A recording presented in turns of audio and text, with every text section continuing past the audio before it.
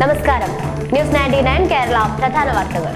മോഹൻലാൽ ഓക്കാനിക്കുന്നത് കേട്ടുകഴിഞ്ഞാൽ ദൂരെ നിന്ന് ആളുകൾ പാഞ്ഞുവരുമെന്ന് അബ്ദുസമദ് സമദാനി MP. തിരൂരിൽ ആയുർവേദ ഡിസ്പെൻസറി കെട്ടിട ഉദ്ഘാടനം നിർവഹിച്ച് പ്രസംഗിക്കുമ്പോഴാണ് മോഹൻലാലിന്റെ ആയുർവേദ ചികിത്സയെക്കുറിച്ച് അദ്ദേഹം പറഞ്ഞത്.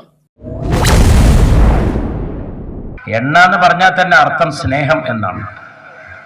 അങ്ങനെയാണ് ആയുർവേദത്തിൽ ഒരു ചികിത്സ ഉണ്ട്, പേര് കേട്ടങ്ങൾ അത്ഭുതപ്പെടും. ഇവിടുത്തെ ഡോക്ടറോട് ചോദിച്ചാൽ മതി. സ്നേഹപാനം എണ്ണ കുടിക്കലാണത്. സ്നേഹം എന്ന് പറഞ്ഞാൽ എണ്ണ. നെയ്യ് വളരെ ബുദ്ധിമുട്ടുള്ള ചികിത്സയാണ്. കാരണം അത് കഴിക്കുമ്പോൾ വേറൊന്നും കഴിക്കാൻ പാടില്ല. ശരീരത്തെ ആകെ ശുദ്ധീകരിക്കും. ദഹിക്കാൻ ഏറ്റവും ബുദ്ധിമുട്ടുള്ള സാധനം നെയ്യാണ്. നെയ്യും എണ്ണയാണ്. ഒരുപാട് മണിക്കൂർ എടുക്കും ദഹിക്കാൻ. അതുവരെ വെള്ളം കുടിക്കല്ലാതെ ആഹാരം കഴിക്കാൻ പാടില്ല. എൻ്റെ സ്നേഹിതൻ ശ്രീ മോഹൻലാൽ വലിയ സ്നേഹപാന ചികിത്സ സ്വയം നടത്തുന്ന ഒരാളാണ്. അപ്പം അദ്ദേഹത്തിൻ്റെ ചികിത്സ നടത്തുന്ന ഡോക്ടർ എന്നോട് പറഞ്ഞു ഒരിക്കൽ, ഇദ്ദേഹം ഓക്കാനിക്കുന്നത് കേട്ടാൽ ദൂരെ നാള് പാഞ്ഞു വരുന്നു. ഈ നെയ്യ് കുടിച്ചിട്ട് ഓക്കാനിച്ച് കളയണം, ശരീരശുദ്ധിയാണ്. അങ്ങനെ ആ ചികിത്സ കഴിഞ്ഞ് പുറത്തിറങ്ങുമ്പോൾ മോഹൻലാലിന് 10 വയസ്സ് കുറഞ്ഞിട്ടുണ്ടാവും.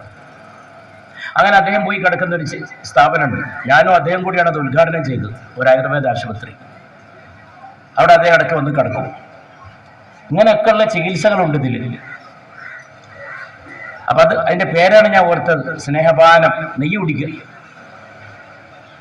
അപ്പോൾ ഓക്കാനിക്കും. ഓക്കാനത്തിൻ്റെ ശബ്ദം ദൂരെ കേൾക്കുന്നതാണ്. ശരീരത്തിൽ വേറൊന്നും കഴിക്കാൻ പാടില്ല. അപ്പോൾ ആയുർവേദത്തിൽ നമ്മൾ കേൾക്കാത്ത പല ചികിത്സയുണ്ട്. വെറും തേപ്പും ഒഴിച്ചിലും പൊഴിച്ചിലും ധാരയും മാത്രമല്ല.